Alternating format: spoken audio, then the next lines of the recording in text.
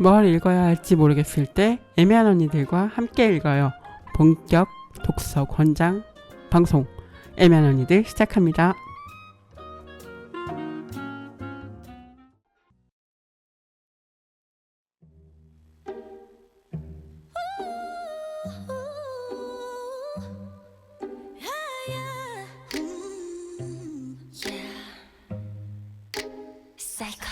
널 어쩌면 좋을까 이런 맘은 또 처음이라 Up and down이 좀 심해 조절이 자꾸 다른데 하나 확실한 건 I don't play the game 우리 진짜 별나래 그냥 내가 너무 좋아해 넌 그걸 너무 잘 알고 날 착각해 나도 마찬가지인걸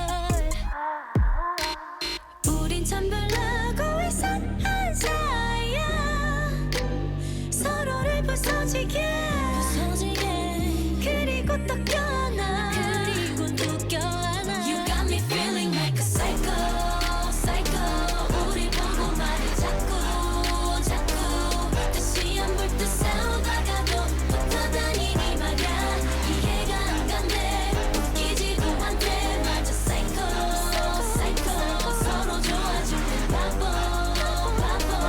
너 없이 어지럽고 슬퍼져 기운도 막 없어요 둘이 잘 만났대 Hey love you okay Hey trouble 경고 따윈 없이 오는 나 I'm a original visual 우린 원래 이랬어 Yeah 두렵지는 않아 It's hot let me just hop 어떻게 널 다룰까 어쩔 줄을 몰라 너를 달래고 뱃속에 발로 차도 가끔 내게 미소 짓는 너 어떻게 놓겠어 우리 나름 같고 참 슬픈 사이야 서로를 빛나게 해 Tell me now 마치 다가감처럼 그리고 또 껴안아 You got me feeling like a psycho psycho 우리 보고 말을 자꾸 다시 안 볼 듯 싸우다가도 붙어다니니 말야 이해가 안 간대 웃기지도 않대 맞아 psycho 서로 좋아질 때 바보 너 없이 어지럽고 슬퍼져 기운도 막 없어요 둘이 잘 만났대 Hey love you okay Don't look back 그렇게 우리답게 가보자 난 온몸으로 널 느끼고 있어 Everything will be okay You got me feeling like a psycho psycho 우리 보고 말을 자꾸 다시 안 볼 듯 싸우다가도 붙어다니니 말야 둘이 잘 만났대 Hey love you okay Hey love you okay Hey love you okay Hey love you okay Hey love you okay It's alright It's alright It's alright Hey love you okay Hey love you okay yeah Hey love you okay Hey love you okay It's alright It's alright 우리 좀 이상해 네, 애매한 언니들 첫 곡으로 레드벨벳의 사이코 듣고 왔습니다. 네, 지난 시간에 이어서 애매한 언니들 고전 읽기 시간입니다. 지난 시간부터 프랑켄슈타인 이야기 나누고 있고요. 오늘도 또 얼마나 재밌게 얘기 나누게 될지 기대하면서 박혜란 선생님 모시겠습니다. 안녕하세요. 네, 안녕하세요. 네, 반갑습니다. 네, 네. 한 주 만에 또 뵙고요. 네, 프랑켄슈타인 읽고 있는데요. 네, 잘 읽고 있는지 모르겠네요. 그냥 읽는 거죠. 뭐 잘 네, 읽는 네, 게 어렵겠습니까. 네, 네. 네, 그러면 또 뭐 소개를 할까요? 소개 아시죠, 여러분들?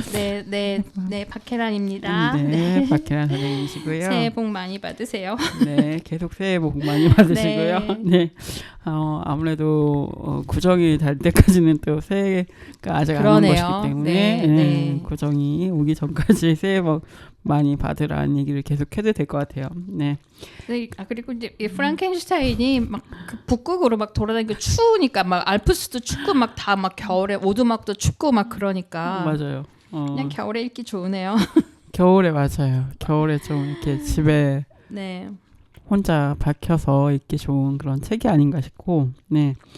지난번에도 말씀드렸지만 저희가 고전 앞으로 계속 읽는 그런 시간을 꾸며보려고 하고, 일단 혜란 선생님이랑 계속 같이 하는데 뭐 혹시나 나중에 게스트분들 모실 수도 있고 아직 미정입니다만 앞으로 진행하면서 조금씩 해보기로 했어요. 네. 네, 잘 되면 잘 되면 네 여러분들이 네, 많이 네, 사랑해 주시면 네. 네 또 더 재밌는 걸 계속 해보기로 하고요. 그러면 프랑켄슈타인 얘기 또 시작해 볼 텐데 저희가 좀 지난주에는 메리 셸리 얘기를 좀 못했다기보다 아무튼 책 저자 소개하고, 얘기. 예. 네. 그래서 메리 셸리 저자 이야기를 좀 해보려고 합니다. 네. 그러니까 그리고 이제 이 책에 관해서는 좋은 글들, 그러니까 아까 번역수도 좋은 번역서가 많다고 했지만 좋은 글들도 많기 때문에 뭐 같이 찾아보시면서 얘기 좀 읽어보시면 좋을 것 같아요. 영화 얘기도 뭐 좋은 글들이 많으니까 손희정 선생님 글도 있고 하니까는 같이 좀 지금 저희는 영화 얘기까지는 미처 못할 것 같은데 좀 보시면 좋을 것 같고 그리고 이제 그 셸리 저자를 얘기를 하려면 저자의 주변 사람들 얘기를 안 할 수가 없거든요. 가족들 얘기를 안 할 수가 없는데 진짜 이 메리 셸리는 그러니까 이제 그 아버지 고두인 이름을 안 쓰고 메리 울스턴크래프트 셸리라고 보통 부르거든요. 근데 이제 아버지가 엄청 유명한 사람이에요. 그러니까 당시 영국의 그 18세기 말 19세기의 영국의 지성을 완전히 진보적인 소위 그러니까 급진적 개혁 사상을 가진 젊은이들은 모두 좋아했던, 모두 스승이라고 생각했던 그런 분이에요. 아버지 셸리는. 그리고 어머니는 저희가 이제 여성인권 옹호였나요? 맞죠? 예, 그 책을 쓴 메리 울스턴 크래프트예요. 근데 사실은 어머니가 유명한 사람이었다는 것이 메리 셸리와 어떤 관계가 있고 이 작품과 어떤 관계가 있는지는 사실은 얘기하기가 좀 어렵습니다. 왜냐하면 어머니 메리 울스턴 크래프트는 이제 아마 메리가 태어나고 한 열흘 만에 죽은 걸로 알고 있거든요. 아이 낳다가 죽고 당신 애 낳다가 죽는 여자들이 너무 많아서 그래요. 그렇고 아버지가 굉장히 그 딸 양육에 관심이 많았어요. 많이 키웠지만 학교는 가지 않았죠.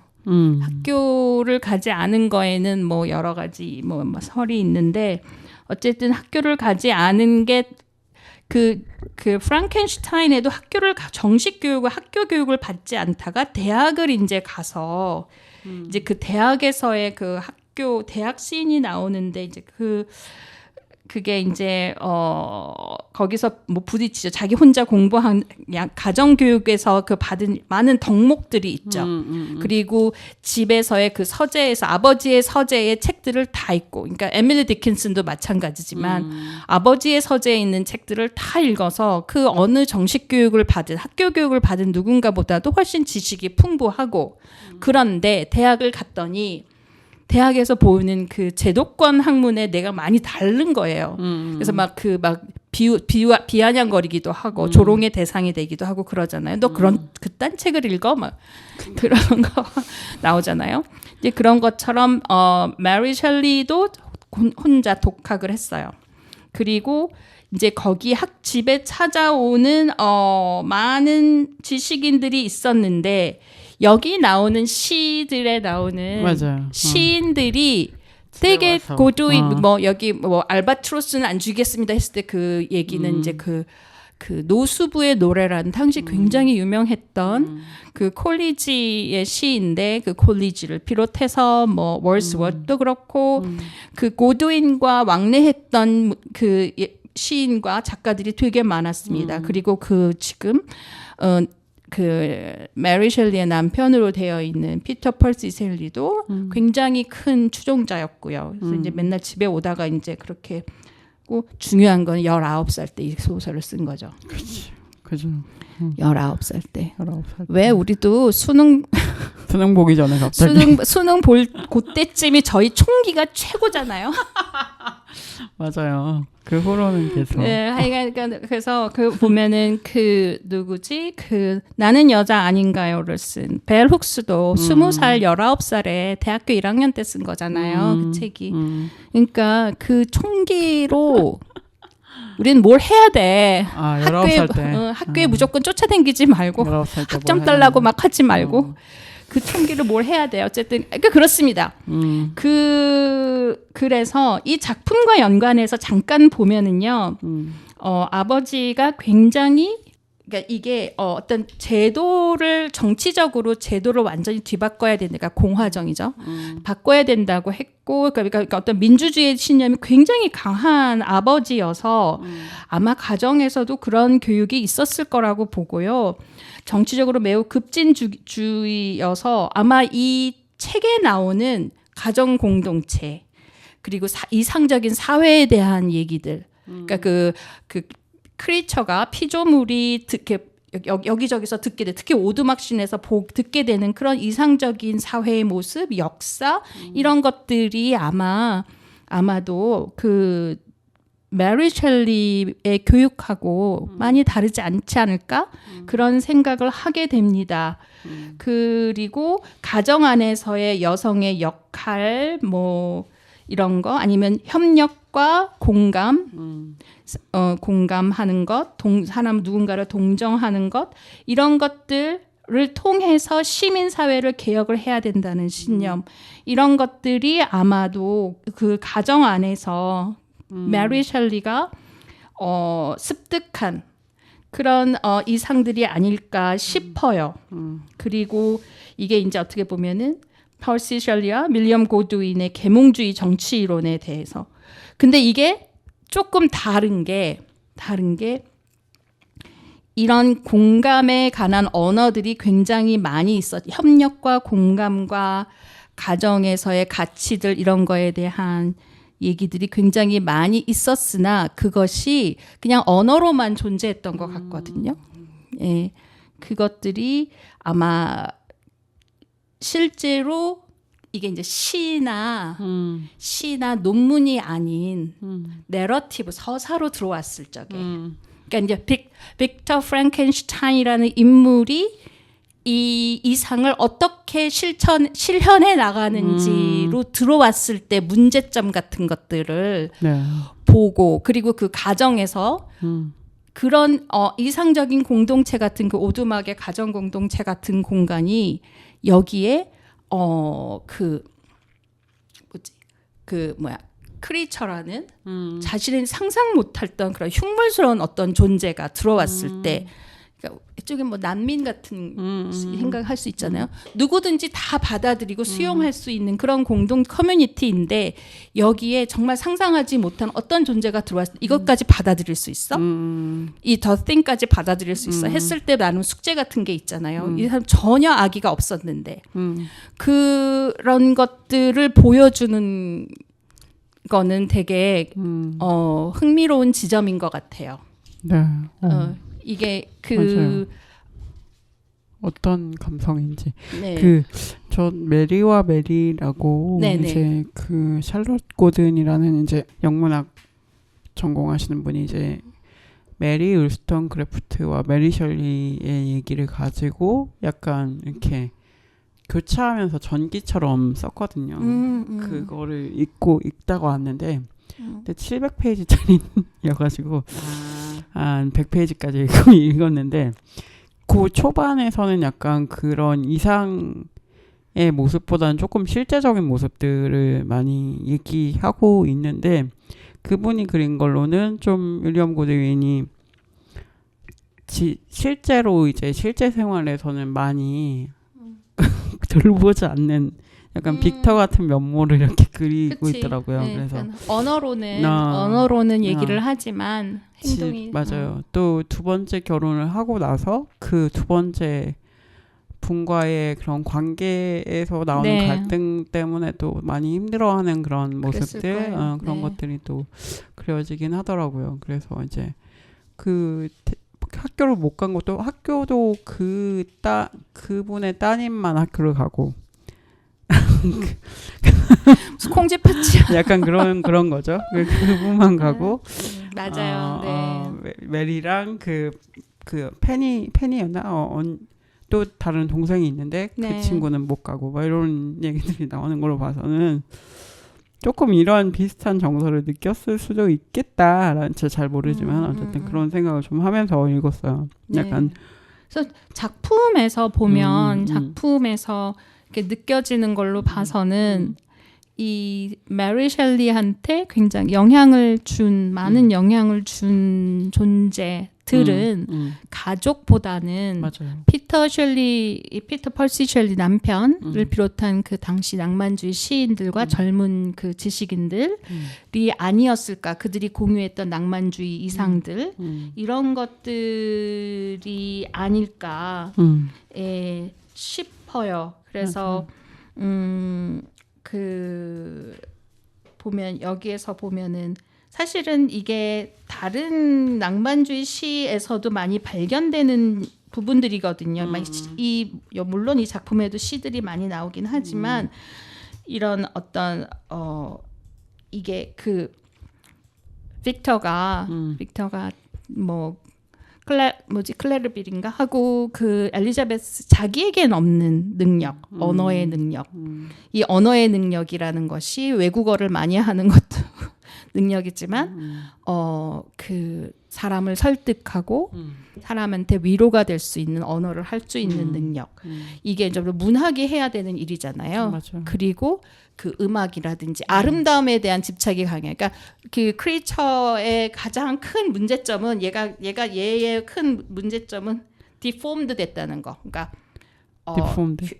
영어로는 deformed. 그러니까 form이 이제 얼그러졌다는 얘기거든요. 그러니까는 그 흉물스럽다. 예. 그러니까 원래 갖춰야 될 형태를 갖추지 못한 것. 자기가 시체로 만들었잖아요. 그러니까 이게 그러니까 미학적인 문제인 거예요. 그러니까 하나님 그 여호와로 말한다면 보시기에 좋았더라라고 얘기하는 것을 자기도 해봐야 되거든. 그치. 근데 그걸 못한 거야. 그러니까 그런 것들 이런 이상이 다 있는 거예요. 그런 잘 되었으면 하는 이상들이 있었는데 그런 것들이 사실은 과학적인 지식이나 정치 시스템 그런 어떤 계몽적인 지식 이것만으로 갖고 되는 게 아니잖아요. 그렇죠. 예. 그래서 어떤 그런 물론 이게 그래서 비극이 오기는 하지만 예. 어떤 미학과 문학적인 언어와 예술의 문제 그다음에 우리가 아름다움이라는 가치 그러니까 우리가 자연에서 느끼는 또 그 아름다움 같은 것도 있잖아요. 네. 예. 그러니까 기본적인 그런 가치들이 있어요. 그다음에 그리고 이 작품에 나오는 이제 가부장제가 완전히 해체되어 있죠. 사실은 이 아버지가 아버지인데 가부장제가 해체된 가정 공동체. 그러니까 누구든지 다 들어올 수 있는. 그러니까 빅터의 가정도 그렇고 그 오두막의 가정도 그렇고 이런 것들이 어떻게 보면은 메리 셸리가 그것이 자기에게 있었건 상실됐건 박탈됐건 아니면 가지고 있건 하여튼 염원했던 것이건. 어떤 자신의 개인 경험으로 통해서 뭔가 이뤄놓은 그런 가치들인 것 같아요. 물론 뭐 학문적인 지식도 있었겠지만 그리고 뭐 그 여행을 많이 해야 하는 가운데서 그러니까 이게 뭐가 원인이고 뭐가 결과인지 모르지만 민족의 경계가 없는 거예요. 맞아요. 맞아요. 그러니까 국가를 넘나들면서 맞아. 인종과 민족의 경계가 없어요. 그러니까 이런 공동체의 이상이 이 작품에 굉장히 잘 보여지고 있어요. 그래서 메리 셸리가 가지고 있던 가치는 무엇이었을까? 이런 것들이 사실은 그 이전 세대 어머니가 여성 인권을 얘기했던 어머니의 세대나 아버지의 정치적 시스템의 급진적인 개혁을 원했던 아버지나 뭐 이런 윗세대와는 다른 어떤 공동체를 뭔가 생각했던 건 아닌가. 근데 이것이 그 당시 젊은 펄시 셸리를 비롯한 이런 셸리 같이 가지고 있었던 것이지만 굉장히 구체적으로 가지고 있었던. 그래서 아마 이런 얘기들이 다른 시인들한테도 영향을 줬을 것 같다는 생각이 들고요. 오히려. 그래서 만약에 이게 괴물이라면 이런 그 셸리가 가지고 있던 가치들과 좀 비교를 한다면 어찌 보면 셸리의 신념을 받아들이지 않는 기존 질서. 그러니까 사실은 아까 나중에 우리가 지금 그 크리처가 어떤 존재인지 빅터가 무슨 짓을 했는지를 좀 따져보면 좋겠지만 사실은 이게 어떤 뭔가 누군가가 잘못해서가 아니고 그쵸. 그리고 누군가가 잘못된 존재라서가 아니고 이런 뭔가 좀 다른 것, 낯선 것, 기이하다고 우리가 얘기하는 것을 받아들이지 못하는. 맞아요. 근데 어떻게 보면 그것이 또 다른 가치일 수 있는데 그런 어떤 일종의 앙시앙 레짐이 아니었을까? 그게 맞아. 괴물을 괴물이라고 호명하는 건 아닌가 맞아요. 싶습니다. 네.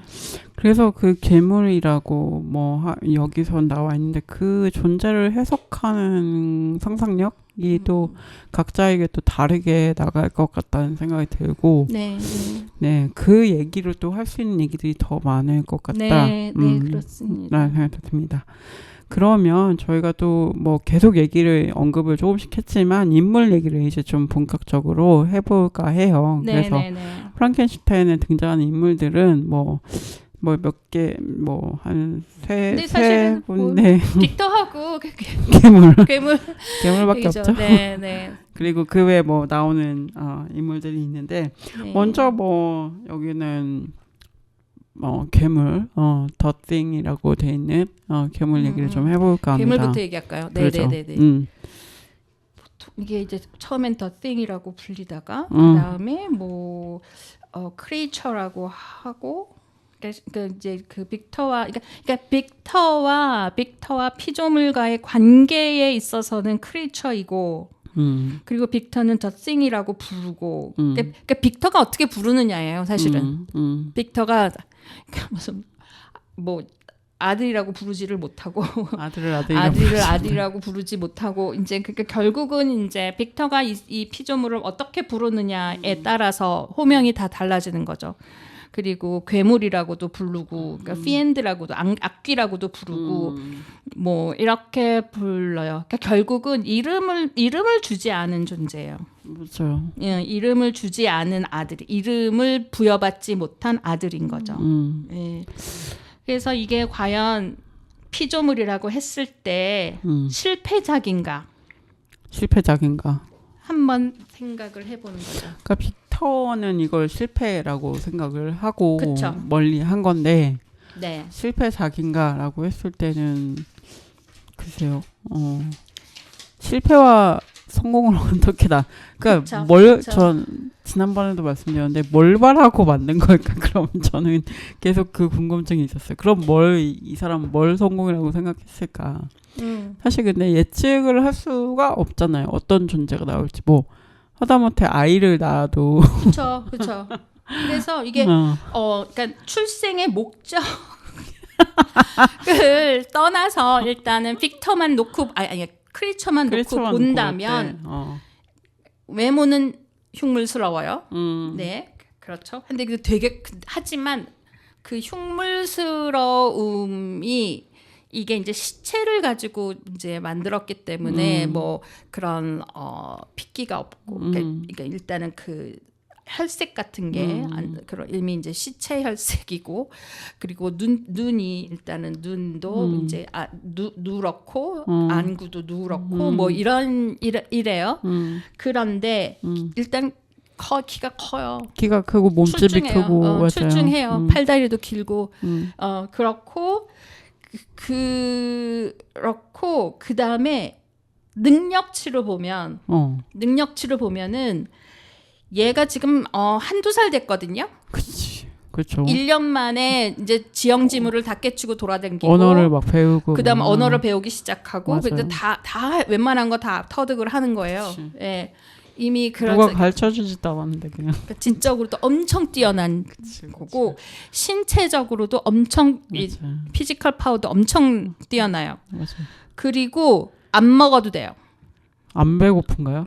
별로 안 먹죠. 별로 안 먹고 어, 배가 고프면 채식을 해요. 맞아. 채식을 해. 고기 안 먹어요. 그러니까 자기 생존을 위해서 누구를 해할 필요가 없는 존재예요. 맞아. 굉장히 잘 만들었어요. 음. 어떻게 보면은 이 그 어떤 그 후대의 종족으로 굉장히 괜찮은 인류를 그러니까 이 지구를 위해서 괜찮은 종족을 창조한 거예요. 그렇게 볼 수 있네요. 그리고 추위도 안 타요. 그죠. 막 그러니까 동물 털이나 뭐 이런 거 뜯을 필요도 없어요. 맞아, 새 맞아. 뭐 구스다운 이런 거 할 필요도 없어요. 할 필요 없어. 그렇잖아요. 그리고 엄청 빠르고. 그러니까 날라다니고 막. 그러니까요. 그쵸? 예. 그래요.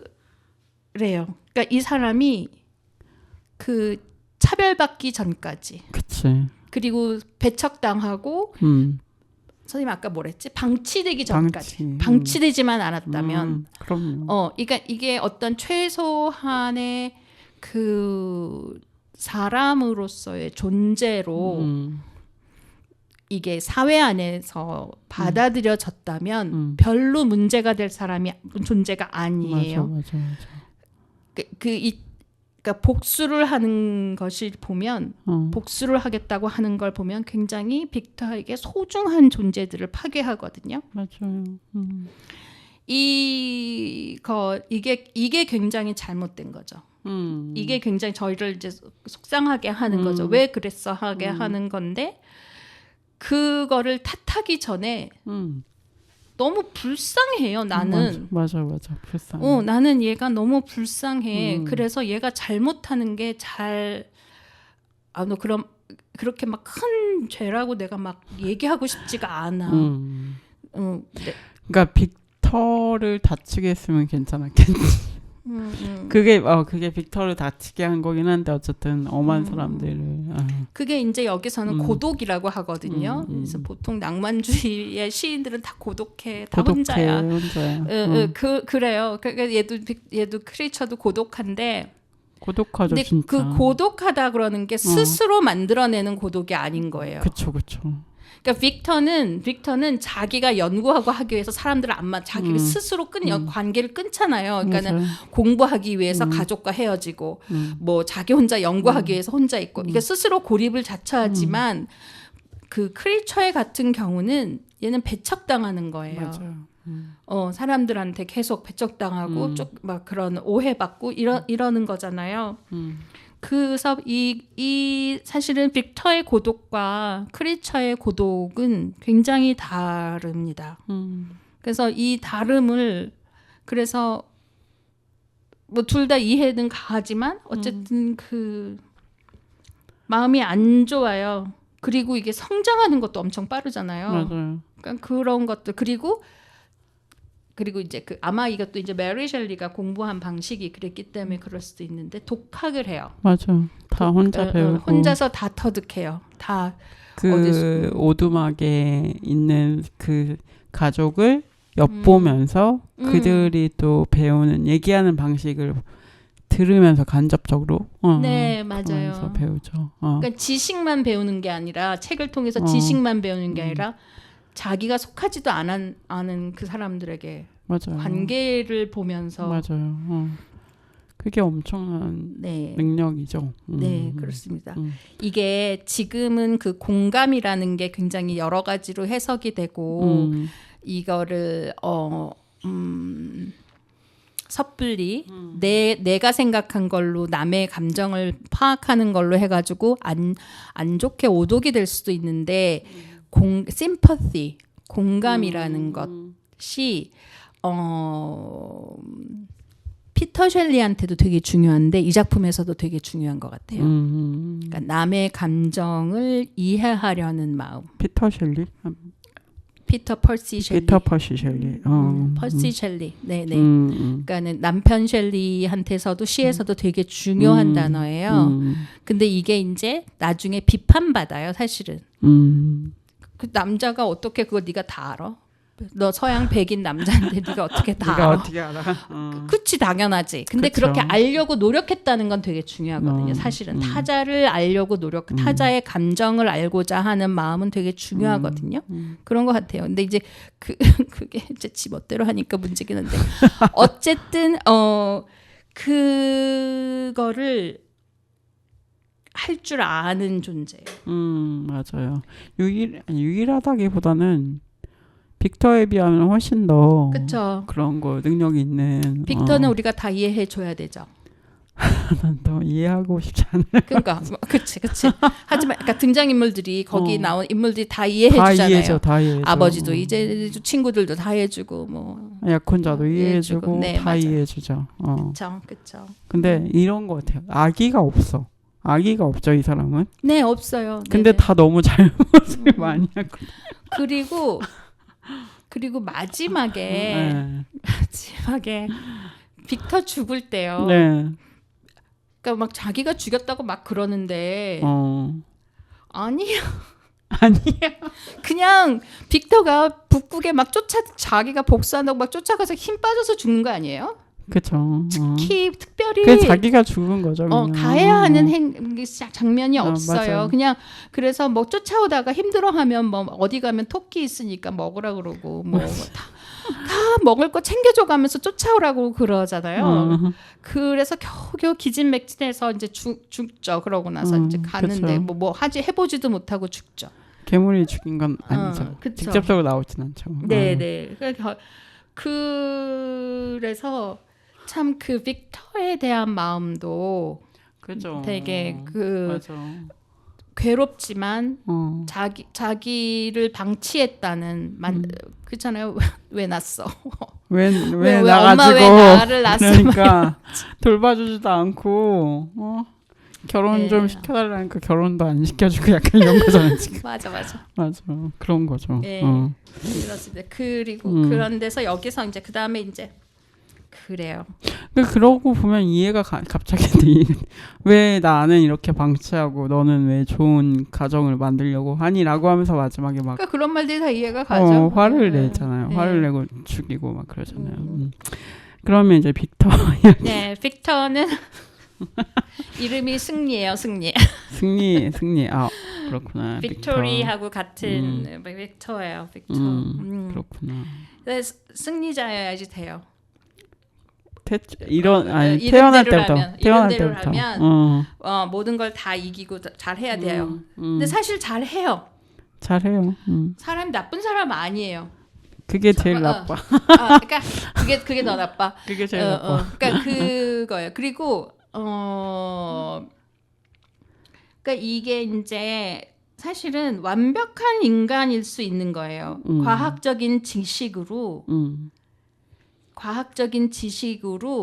인간을 그러니까 인간의 능력으로 신의 그 수준인 인간을 창조한 거예요. 하려고 한 게 아니라 했어요. 이게 대단한 거예요. 했어. 이게 완전 계몽의 완성이죠. 그렇죠. 그리고 또 이거를 약간 젠더로 본다면 그 대학은 다 남자들만 있잖아요. 그러니까 남성 영역의 지식의 힘으로 재생산을 한 거예요. 여성의 활동인 재생산을 한 거예요. 그런데 이게 무섭죠, 나중엔. 배우자를 만들어 달라 그러니까 반려자를 동반자를 만들어 달라고 하니까 그래 동반자를 만들면 애도 낳을 거 아니야. 그럼 네 종족을 이룰 거 아니야. 그러니까 재생산의 문제로 가니까 얘가 더 복잡해지는 거예요. 그러니까. 그래서 내가 인류에게 정말 못할 짓을 했구나라고 후회를 하는 거예요. 그게 너무 너무 생각이 짧다. 생각이 너무 짧다, 빅터. 그래서 계몽 영웅이라고 하기엔 생각이 짧지. 생각이 짧다. 응. 그리고 누누이 얘기한 것처럼 방치한 거. 그러니까 애만 낳으면 되는 줄 아는 거잖아. 맞아. 근데 이거는 낭만주의 시인들이 다 그래요. 그러니까 그러니까 여기저기 여행을 다니니까 그치. 영국 시인이지만 파리에도 애가 있고 이탈리아에도 애가 있고 막 그래요. 맞아, 자식이. 맞아. 그래서 막 그럴 수 있어. 멀찍이서 보고 울고 막 아름답게 걷는구나 하고 시 쓰고 그래. 그냥 그렇거든요. 그러니까 연애도 엄청 많이 해요. 그러니까 그러다 보니까 그게 사실은 이 빅터만 생각이 짧은 게 아니야. 그러니까 이게 전반적으로 짧다 사람들이. 네, 이런 얘기하면은 이것도 편견이라고 얘기하겠나? 뭐 하여간 아니, 그래 어쨌든. 생각이 짧아. 네, 그래서 재생산의 방식은 지식으로 알아냈지만 돌봄 시스템에는 무지한 거예요. 그쵸. 우리가 이게 이제 그 맞아요. 여성의 언어로 얘기를 하자면 맞아. 네, 그런 거죠. 너무 실망을 빨리, 그러니까 영화에서도 약간 그런 장면이 나오는데 너무 실망을 빨리 하는 가르쳐야 되는데 시간을 두고. 근데 이것도 사실은 없는 얘기는 아니다. 그래요. 왜 애 낳고 너무 못생겼어? 왜 아이 낳으면 수분이 빠지니까 쪼글쪼글할 때. 쪼글쪼글해지니까 왜 그런 감정이 잠시 들 수 있거든요. 아우 내 애는 왜 못생겼지? 뭐 눈도 안 뜨고 막 그러니까. 이런 경험들이 이게 지금 초자연적이고 비현실적인 얘기라고 하지만 사실은 이게 맞아요. 인간사에서 나올 수 있는 얘기거든요. 다들 이게 전혀 뜬금없는 얘기가 아닌 거예요. 맞아요. 네, 그렇죠. 그래서 여기서 보면 빅터를 보면은 뭐 다 그렇다고 얘기하는 거 보면 얘기한 거는 이 당시에 그 시인들 여기 같이 그 여행할 적에 그 메리 셸리 여행할 적에 동행한 게 남편 친구 중에 바이런이 있거든요. 바이런이 또 엄청 유명한 시인이에요. 엄청 잘생겼어요. 일단은 낭만주의 시인들이 그 이제 1세대가 있고 2세대가 있는데 2세대 낭만주의 시인들이 다 잘생겼어. 뭐 키츠도 잘생기고 이 바이런도 잘생기고 펄시 셸리도 되게 잘생겼어요. 그래서 되게 인기가 많았어요. 바이런 특히 인기가 많았어요. 그러니까 바이런은 귀족이에요. 다들 중산층인데 부르주아들인데 그 바이런만 귀족이에요. 근데 펄시 셸리도 근데 잘 사는 중산층이야. 근데 부르주아야. 근데 어쨌든 얘는 그래서 로드 경이라고 호칭을 붙여요. 바이런은. 그래서 이 사람이 상원의원인가 하원의 의회에도 있었어요. 그래가지고 그 인도가 식민지가 됐다 그랬던가 뭐 하여간 그랬을 적에 그 영국 의사당 문을 걷어차고 나왔다든가 뭐 그래서 그 문이 덜렁덜렁 되는데 지금도 덜렁댄다 그러던가 그러니까 뭐 그런 썰도 있고 막 그래. 그래서 왜 이렇게 잘 생기고 잘 나가는 남자애들에 대한 그런 여러 가지 루머나 이런 소문들이 있잖아요. 그런 게 있는 사람인데 그래서 이 당시에 바이러닉 히어로라는 용어가 있어요. 그래요. 네, 바이런 영웅. 그래서 저기 제인 에어 보시면은 로체스터 있잖아요. 네네네. 남자 주인공. 네. 로체스터 같은 남자를 바이런 영웅이라 그래요. 아, 그러니까 자기가 하고 싶은 건 너무 많아. 이상이 굉장히 커. 근데 할 수 있는 게 없어. 세상이 나를 원하지 않는구나 막 이렇게 생각을 해. 그러면서 막 방황해. 그러면서 막 너무 괴로워해. 그런 인물을 바이런 히어로거든요. 바이런이 실제로 그랬어요. 그렇군요. 세상은 왜 내 마음대로 안 돌아가지 하고서 막 돌아가고 시에도 그런 것들이 많이 나와요. 그래서 그런 바이런 영웅으로서의 어떤 낭만적 고뇌라든지 고립 이런 그리고 자기의 그런 고독과 괴로움에 이렇게 함몰되어 있는 그게 이제 낭만적 주체성이라고 낭만적 주관성 뭐 이러거든요. 그러니까 내가 세상의 주인이에요. 바다에서의 방랑이라고 그러던가. 그러니까 그런 독일 낭만주의 풍경화가 하나 있어요. 이렇게 보면 바다 막 질풍노도 같은 바다에 남자가 혼자 이렇게 우뚝 서서 바다를 그 질풍노도 바다를 보고 있는. 맞아요. 그게 네. 맞아요. 그림 그런 존재예요. 것 같아요. 그러니까 세상에 자기 혼자밖에 없는 거죠. 맞아요. 그런 존재가 빅터 아닌가 싶어요. 근데 저는 그래요. 그러니까 좀 구분해야 된다고 싶은 게 다시 말하면 빅터의 지식, 업적 이거는 분명히 그것 때문에 미친 과학자라서 빅터가 비판을 받아야 되는 건 아닌 것 같아요. 그렇죠. 네, 제 생각에 그거는 아닌 것 같고 만약에 빅터에게 문제가 있었고 이게 빅터가 이 세상에 비극을 가져온 어떤 뭔가 결함이 있다면 잘못이 있다면 아까도 얘기했지만 선생님 말한 대로 얘를 방치했던 거. 그래서 돌봄에 대한 그런 생각이 전혀 없었던 것. 그게 어찌 보면은 메리 셸리의 개인사적으로 아버지 고드윈에게서 느꼈던 것일 수도 있고 당시 뭐 젊은 남성 낭만주의 시인들, 지식인들이 에서 보였던 것일 수도 있고 그럴 수도 그럴 있죠. 수 있을 것 같아요. 그래서 이것도 역시 우리가 이렇게 돌봄의 주제와 연관시켜서 뭐 그 세상을 보다 괜찮게 만들어가는 여러 가지 그 뭐라 그래야 되나 그런 자질 중에 그 케어링, 돌봄이라는 게 참 중요하지 않나? 그러니까 그런 얘기도 같이 할 수 있는 작품 아닐까 싶습니다. 네. 그러니까 그냥 인간을 만든다라는 것까지만 상상했던 것의 한계 혹은 막 그런 건 사실 많았잖아요. 과학자들이 뭐 사람을 만든다, 뭐 생명을 다시 만든다, 뭐 복제를 해서 그런 건 많았는데 그 다음에 어떤 일이 일어날지에 대해서나 뭔가 어떻게 그들의 존재를 이렇게 진짜 돌볼지 그거에 대해서 생각하지 않는 그런 문제들이 지금이랑도 비슷하게 다가오는 것도 있는 것 같고 그렇습니다. 실제로 약간 그런 메리 셸리가 그런 걸 많이 느끼지 않았을까? 네, 자신이 네. 돌봄을 받지 못했다는 그럴 것 같아요. 그런 외로움이 또 나오지 않았을까 그런 생각이 듭니다. 근데 이제 책 안에서는 인간이 자신의 지식으로 그쵸. 인간을 창조하는 것이 과연 옳은 일인가 이런 얘기들이 나오고 이런 뉘앙스가 많죠. 예. 근데 과연 메리 셸리가 그 얘기를 하기 위해서 이 책을 썼는가는 조금 그러기에는 그 크리처가 너무 괜찮아. 맞아. 그러기에는 오히려. 네.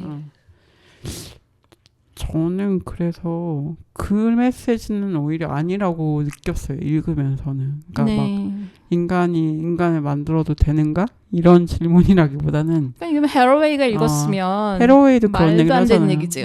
헤러웨이는 오히려 네. 다른 이야기를 또 하니까. 그쵸. 그러니까요. 그런 민간성의 문제라기보다는 진짜 다른 이야기인 것 같다. 뭐 말하자면 사이보그. 그쵸. 사이보그인 거지. 사이보그인 거지. 그렇죠. 크리처가. 어쨌든 그렇습니다. 이렇게 또 빅터 이야기를 하다 보니까 너무 화가 나는 저는 늘 화가 나는 상태로 빅터를 읽으면서 네, 어쩜 이럴까 그런 생각을 했고요. 근데 되게 전형적인 어떻게 보면 그 당시 지식인들이나 뭐 그런 모습이고 어떻게 보면 우리 아빠가 생각나는 그런 느낌. 근데 아까도 얘기했지만 다 좋은 사람들이에요. 다 좋은 사람이죠. 그러면 그것도 참 인상적인 것 같아요. 다 좋은 사람들. 너무 좋은 사람이죠. 그리고 빅터 주변에 있는 인물들도 다 좋은 사람들이고 어떻게 보면 그런 월춘선장 같은 사람들 만나서 구조가 되고 이게 기록으로 남고 맞아. 네, 다 좋은 사람들이고 그러니까 인간의 선에 대한 신념이 기본적으로 깔려 있는 작품인 것 같고 맞아요.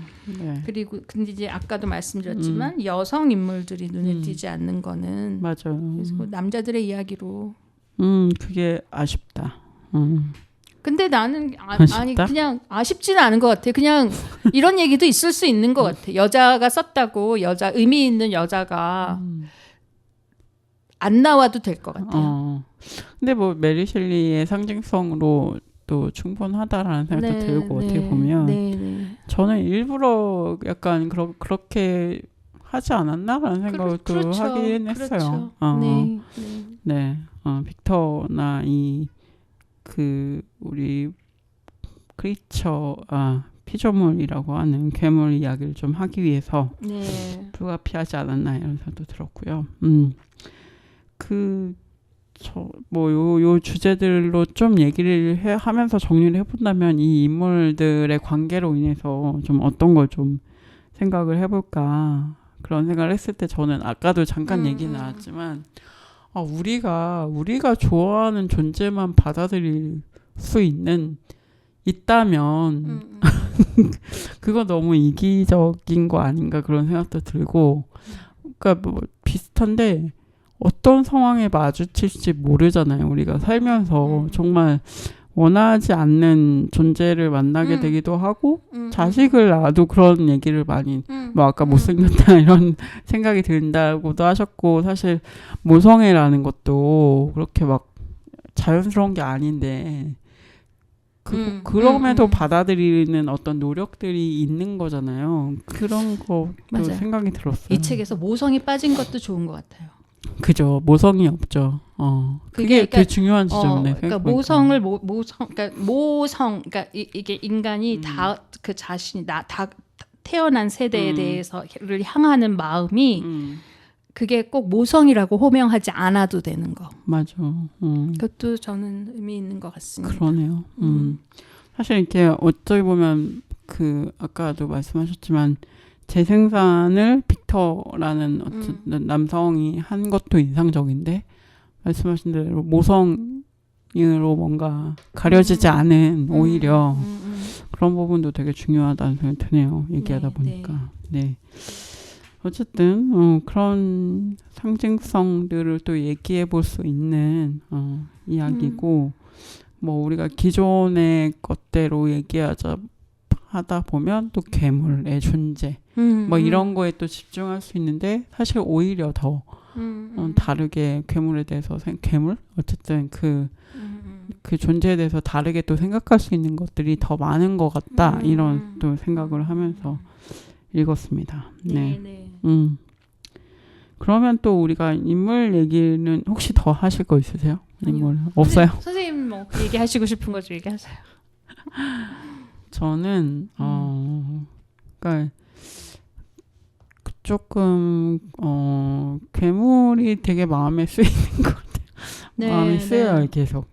약간 지금도 어디인가를 떠돌고 있지 않을까 이런 생각이 드는데 뭐 안 죽었잖아요. 죽지 않으면서 끝나죠. 안 죽는 존재로 그려지기도 하고 그런데 그쵸. 어쨌든 맞아요. 시체로 만들어졌고 뭔가 공격을 당해도 그렇게 쉽게 막 이렇게 다치지 않는 그런 특성을 가지고 있고 되게 약간 힘도 엄청 세고 약간 초인적 능력을 또 가지고 있기 때문에 안 죽었을 수도 있다. 지금 북극 어딘가를 뛰어다닐 수도 있다. 그런 생각이 드는데 좀 마음이 쓰이는 것 같아요. 어쨌든 뭔가 환영받지 못하는 존재라는 그런 느낌으로서 그게 좀 마음이 쓰인다. 이 괴물이 환영받지 못하는 존재들에 대해서 우리가 많이 생각을 할 즈음이죠. 그죠. 지금 또 특히 뭐 언제나 그렇습니다만 지금 또 특히 그런 또 생각을 또 해보면서 그러네요. 그 명명하는 사람들의 그러니까 그 존재는 이상하다라고 명명하는 그 사람들이 또 누구냐? 기여한 사람들. 그러니까 기여한 존재들이죠. 근데 또 반대편에 또 그거를 이상하다고 생각하는 사람들이 또 있잖아요. 계속 이렇게 뭔가 갈등 상황으로 가는데 그런 거에서 좀 이상하다는 거에 대해서 좀 다시 생각해 봤으면 뭐 흉물스럽다고 하는데 왜 흉물스러운 건지도 잘 모르겠고 아까 선생님 말씀하신 대로 오히려 더 능력이 뛰어나고 채식만 하고 너무나 무해한 존재였던 사람이 어떤 사회를 만나면서 너무 이상한 존재가 되어버리고 또 너무나 내면의 평화로움을 갖고 있었던 사람인데 오두막 식구들도 막 그 사람 배척하고 그냥 외모 때문에 100% 그런 게 좀 생각해볼 거리를 많이 던져주는 것 같아요. 그러니까 그게 내부에 있는 사람들 그러니까 그 내부 소위 내부에 있는 사람들이 갖는 감정이 있는 거예요. 그런 다른 존재가 들어왔을 때 갖는 감정이 그거를 이 고딕 소설 같은 데서는 언캐니하다고 얘기하거든요. 아마 뭐 우리 국문학에서도 많이들 얘기하시는 것 같더라고요. 그러니까 낯설고 기이한 거예요. 이거에 대해서 싫어, 이상해, 안 되게 막 끔찍해, 괴로워 이래서 배척하는 것이 아니라 그건 뭐지? 그러니까 이게 고딕 소설들이 그런 낯설고 기이한 거, 내가 몰랐던 것들을 들춰내면서 그게 뭐지? 하고 얘기할 수 있게 해주는 또 역할이 있거든요. 그러니까 그런 내부에 있는 사람들이 이게 이제 이 소설 안에서 우리가 읽히는 거죠. 그러니까 분명히 아마 우리도 오두막에 있는 누군가였다면, 그죠. 막 도망갔을 수 있죠. 으악 하고 도망갔을 때, 그러고 야 이 뭐야 하고 막 뭐 걔한테 불질러 뭐 불을 던져버릴 수도 있고 너 타 죽어라 뭐 그럴 수도 있고 그럴 수 있지만 이 책을 통해서 그건 뭐지? 하는 생각을 갖게끔 해주는 역할을 해주는 것 같아요. 이 책이. 이런 얘기들을 전체적으로 하면서 나도 만약에 내가 이렇게 얘기는 하지만 나도 프랑켄슈타인이 아니 그 크리처를 어딘가에서 맞닥뜨렸을 적에 나도 너무 힘들 수 있어. 불편해서.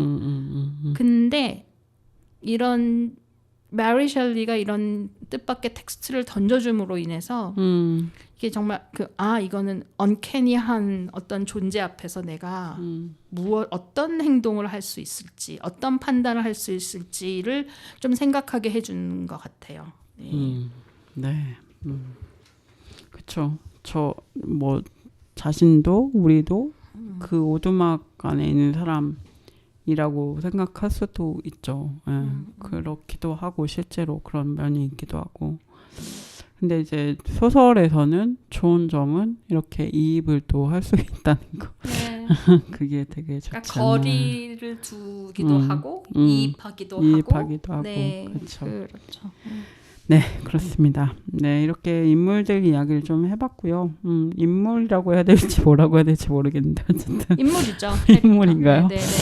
우리말로는 그냥 사람인자를 쓰기 때문에 그렇죠. 인물. 영어로는 그냥 캐릭터인데. 캐릭터. 그렇습니다. 이게 이제 약간 그 사람인자에서 좀 우리가 자유로워져야 되는데. 맞습니다. 그러네요. 네. 캐릭터의 이야기를 나눴고요. 또 우리가 좀 뭐 이런 거 주목하면 좋겠다. 혹시 그런 것들이 있으시면 마지막으로 좀 이야기를 해주시죠. 이건 별거 아닌데요. 그러니까 모성 관련해서 제가 재미있었던 거는 영어로 읽으면은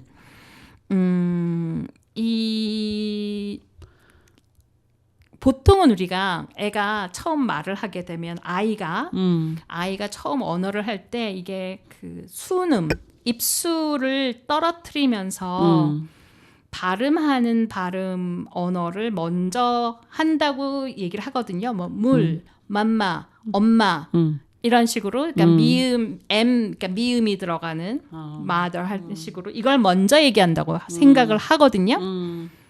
그런데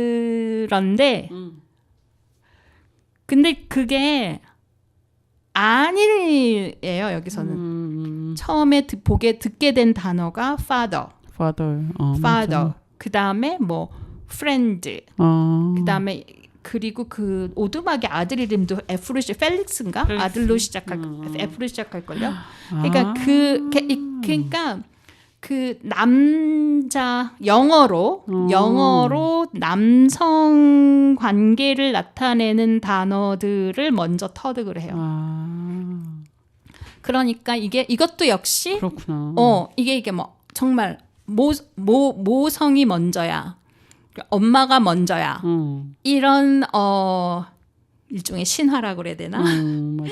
이런 판타지에서 에서는 전혀 다른 상황이 벌어지죠. 뭐 프랑켄슈타인도 F로 시작하고 그러네. 어쨌든 다 F로 시작하는. 네, F로 시작하는 명사나 이름들이 굉장히 많이 나와요. 근데 그것도 재밌었어요. 재밌다. 네. 그러네요.